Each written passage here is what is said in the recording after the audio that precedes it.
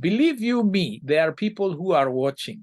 He didn't quite do anything dramatic, but he was always there like 7 o'clock, and he was always the last to leave. You don't have to do this. We all arrive at 7:30 and we all arrive in a rush. Yeah, but that's me. I mean, that's why I took the job, so I make sure I'm here on time. Don't just beat the deadline. Phobia for responsibility. Give it to somebody else. I don't want to be the leader. I don't want to be in charge. I don't want to be responsible for if it goes wrong. Life is about responsibility. If you are unwilling to take responsibility for the report to be in on time, give me my money. Don't give me responsibility. People able to take responsibility are the ones who rise in leadership. Being a people pleaser already has a negative connotation. Make sure you just be professional. If you bend at pre-entry, you're likely to bend after. So hold you onto your ground, be as professional as possible, keep it official. It's really a blessing to find a mentor who can help you. I remember I was just out of high school and I thought this job was a waste of time. I would just go to the office, do the very least, and take off. So one day he just came up to me and said, "Young man, what's your problem? You can't settle down and work." Meanwhile, he said, "Fill this form." In his fatherliness, I could not say no. He stood there until I filled the form. That from